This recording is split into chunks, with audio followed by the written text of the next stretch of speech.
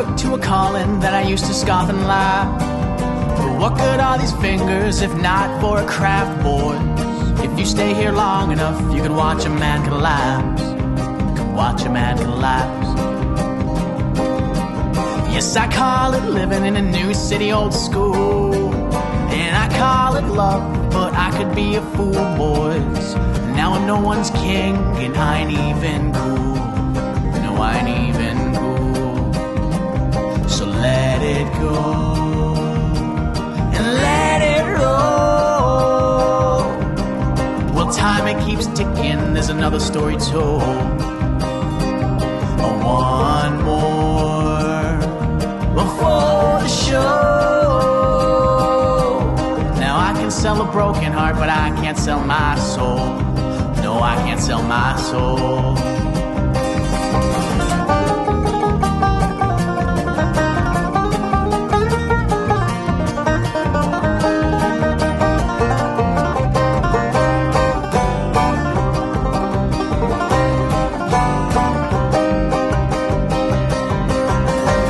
Dreaming this traveling around, you build it all up just to tear it back down. This leaving, this fleeing, this country affair. There's buildings over here and buildings over there. If we really went to heaven just to get through hell, then we did it for the stories we could tell.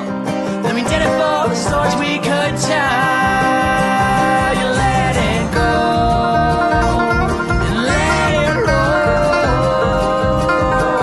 Well, time, it keeps ticking, there's another story told.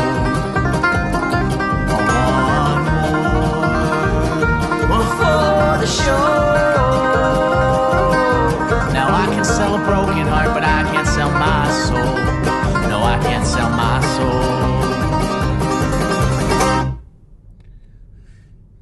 soul. Okay, so now I'm in the car on my way out to a kind of dark location. So right now I'm in the town Ystad.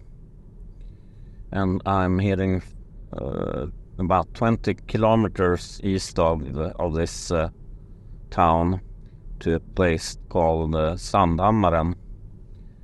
And according to the light pollution map, it should be Bortle 3.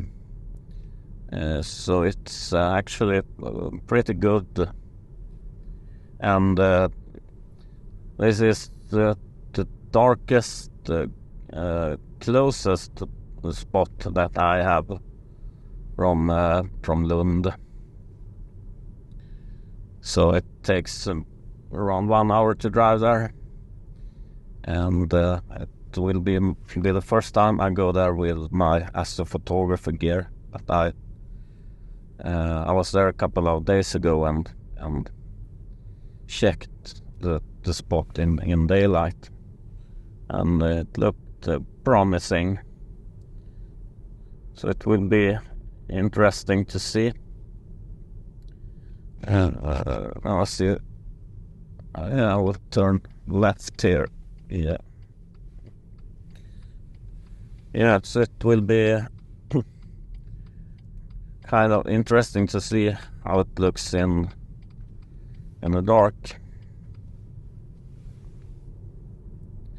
And it's a little bit cloudy right now, but according to the forecast it will clear in about 1 hour.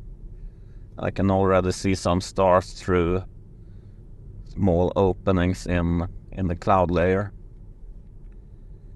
and then it will stay clear until maybe 2, 3, 4 o'clock a.m. But I will not stay out that long because I have to work tomorrow. But I hope I can collect a couple of hours at least on some object, and we will see which target I will select. Probably some easy one tonight, maybe M33 Galaxy.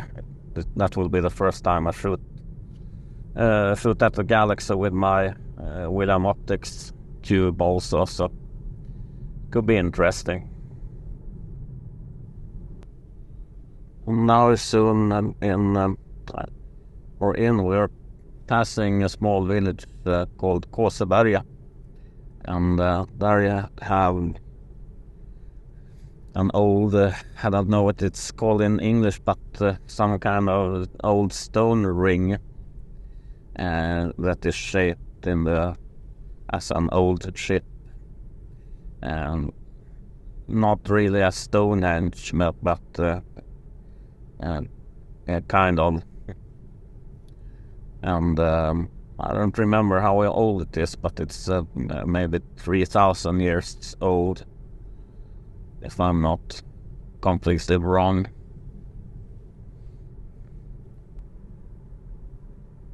And this region east of Ystad is called Österlen, and it's kind of the Provence of Sweden.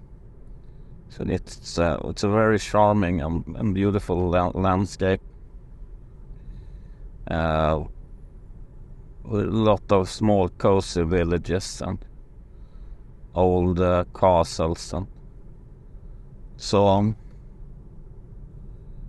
So it's a very famous region of Sweden, and completely different from what I am used to up in Swedish Lapland. But every part of this country has its charm. We're not that far from Glimmingehus. It's I think it's one of the oldest fortresses, well-preserved fortresses that we have in Sweden, or maybe in the Nordic countries. But it's Glimmingehus. I think it's from 1499. So a little bit more than 500 years old.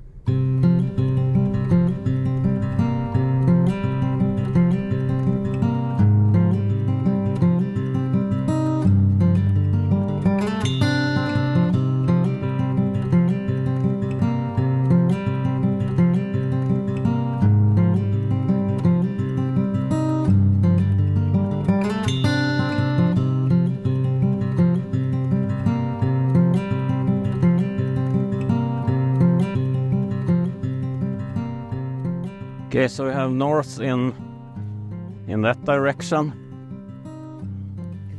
kind of.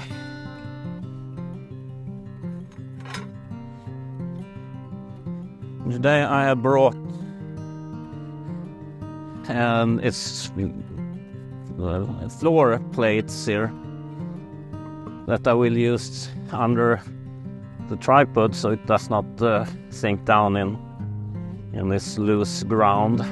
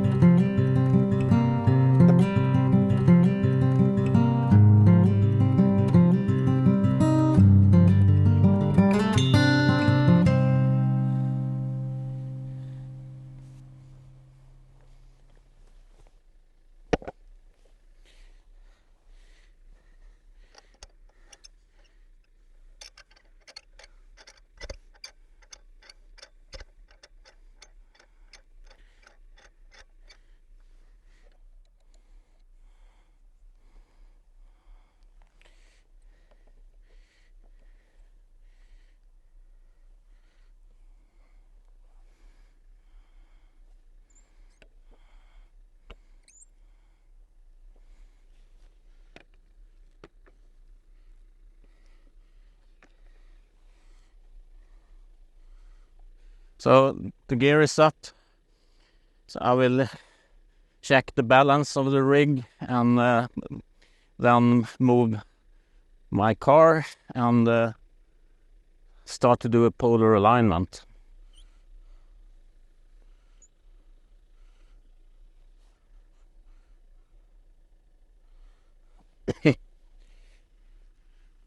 Good.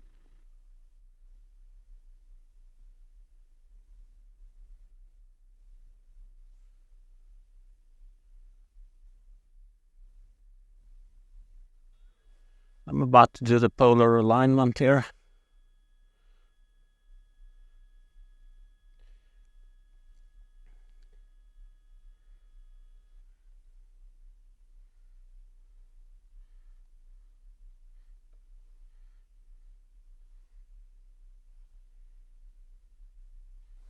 The difference with my fixed azimuth adjustment screws,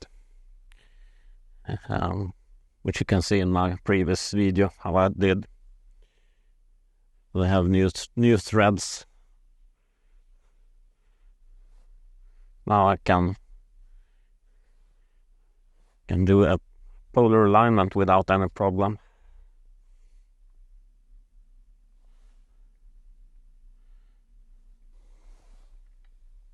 Something like that.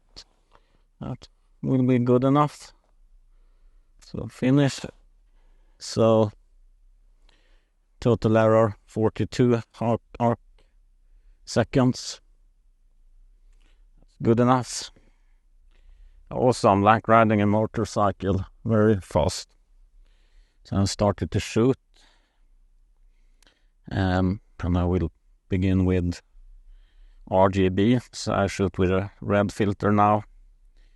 180 seconds subs. And the first one is almost here, so we'll see how it looks. And it actually looks quite good. I don't know. Yeah, you can see. And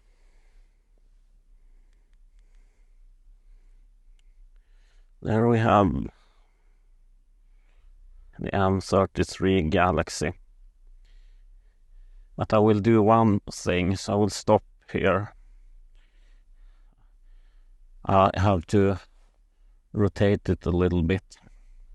So what I've done, I have rotated the scope a little bit, so I get better composition on the galaxy in the image frame. So I start to shoot all over again now. So there we have it, M33 Galaxy. Shot with a red filter.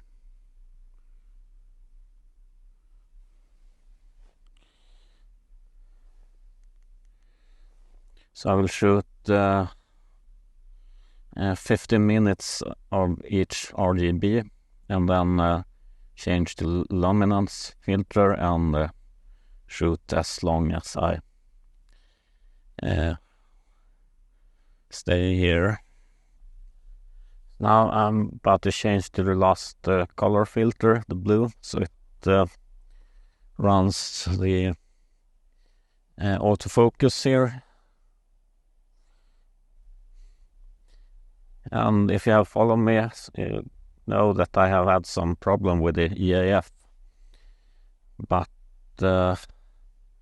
we'll see. I've tried some different solutions. Now I have increased the step size to 90 from 50. And yeah, it seems that it works a little bit better. And we can take a look at some of the subs so far.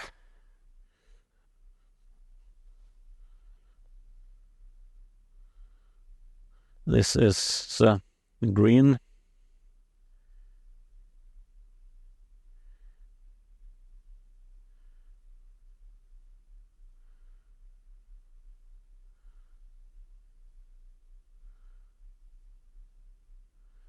And the red filter.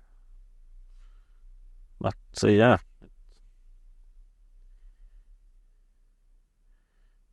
it could be pretty nice.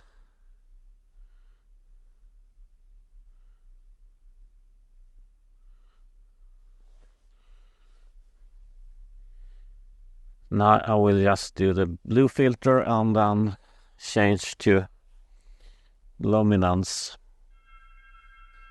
So it was a really nice place, I have to admit. The sky is great. It certainly is around Bortle 3, and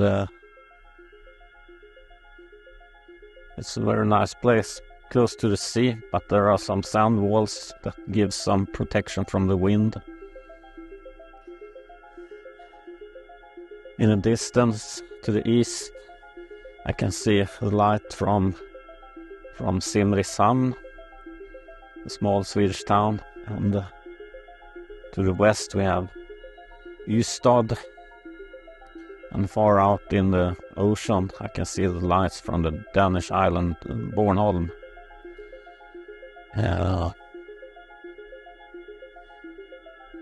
But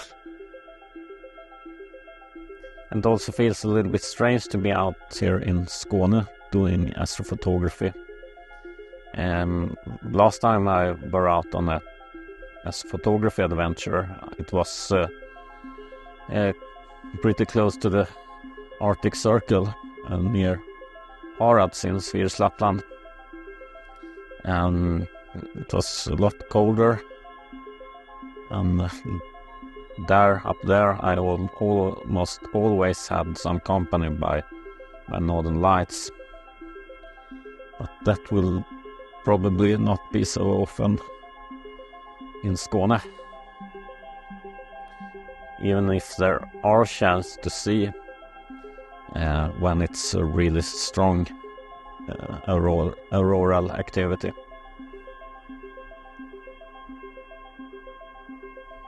But it's great to be out again.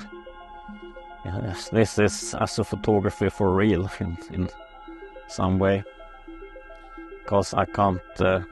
I think it's not that inspiring to do it at home. I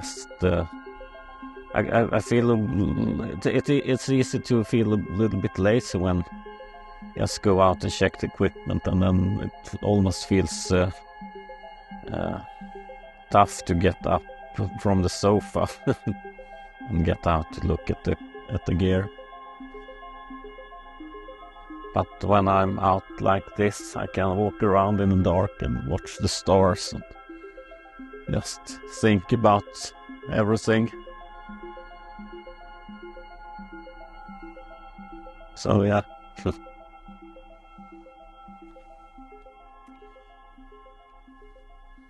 Okay. So I have experienced a problem here, and I noticed that suddenly the subs got very blurry, and my first thought was that the EAF had fucked up, but I noticed now that the focus tube slides a little bit too easy. So I have no tools with me to adjust this problem, so yeah.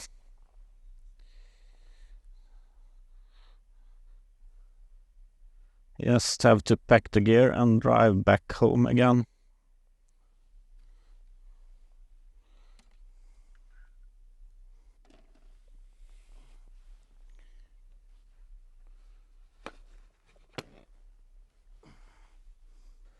Fancy.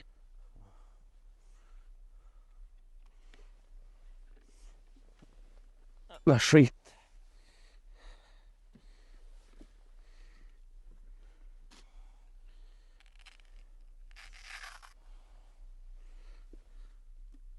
So yesterday did not really go as planned.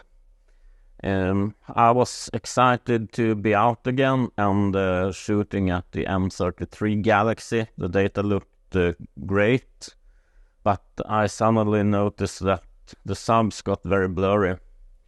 So first I suspected that it was the EAF that had fucked up the focus as it had done before, but the problem was that the tension on the focuser was too low. The whole focuser slided out by the weight of the camera. And of course I had forgotten the tools, so this insect tool, so I could not really adjust the bolt out there either. So my only option was to pack the gear and drive back home again. So this I will never forget again. So today I will check the focuser and apply tension to it and try the EAF. So this is a Crayford focuser, so this bolt adjusts the tension on the focuser, on the focus tube. And sometimes you have to do the adjustment when you're out also, because it's affected by temperature and moisture and so on. So always keep tools in your gear when you're going out. So you have to be very careful when you do the adjustment, because if it's too firm, the EAF could not move the focuser, and if it's too light, the whole focus tube will slide out as it did last night. And now I will try to apply the right pressure.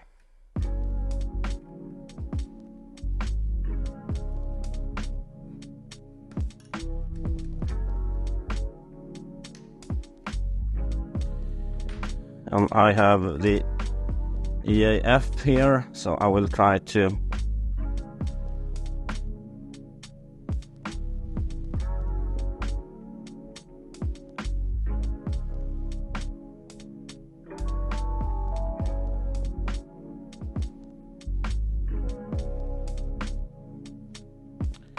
and it seems to work, so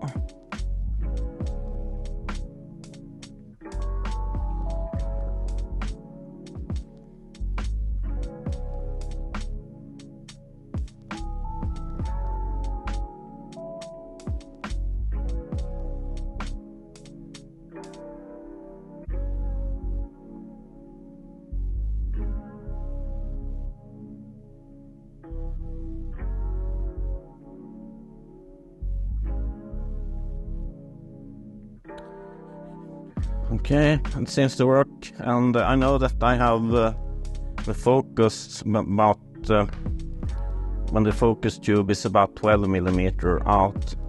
So when I'm out, I always run the EAF to about that position, because then I know that I can at least see some stars, and then I have to do further adjustments to make them sharp. So yeah, I will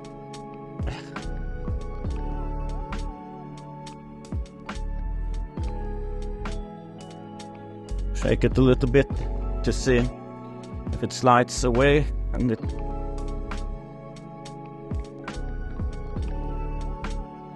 seems to work.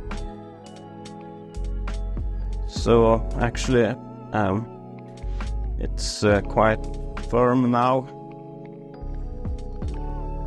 I'll try and go a little bit back and forth.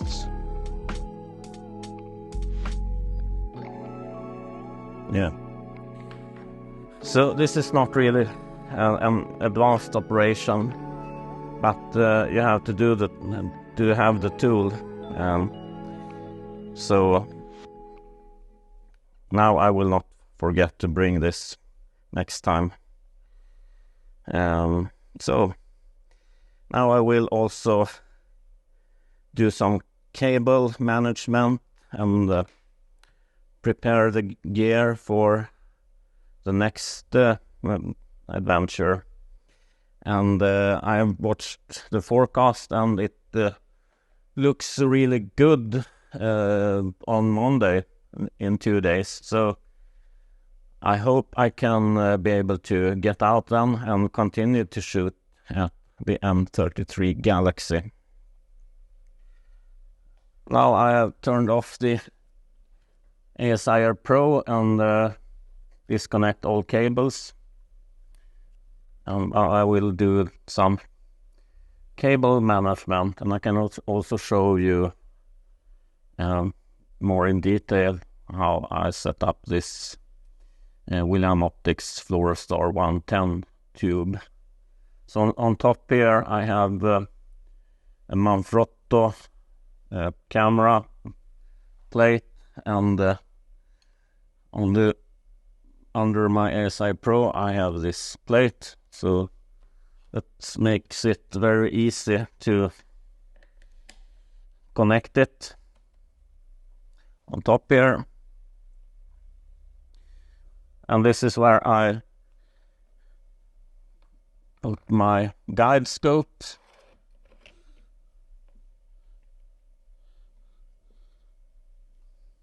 And this is a kind of sturdy solution, actually.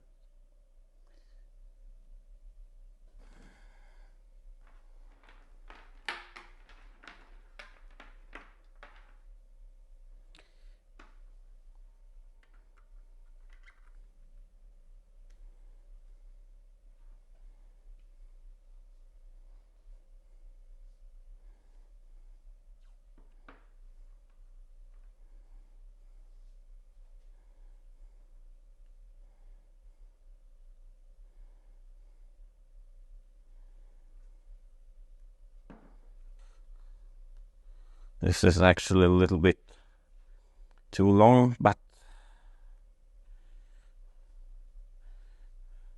I can wind it up a little bit. Use tape to secure it.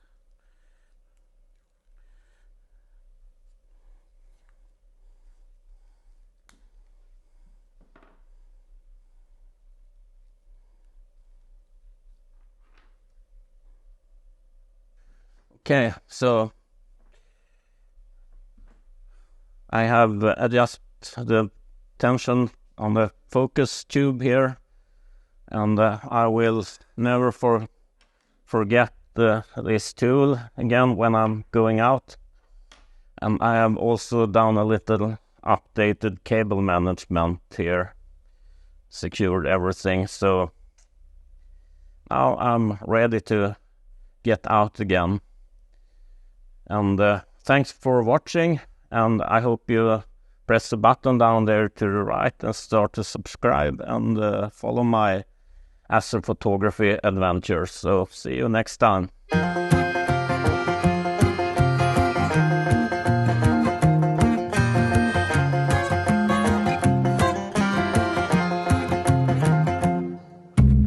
Still remember, cannot forget the flower in your hair.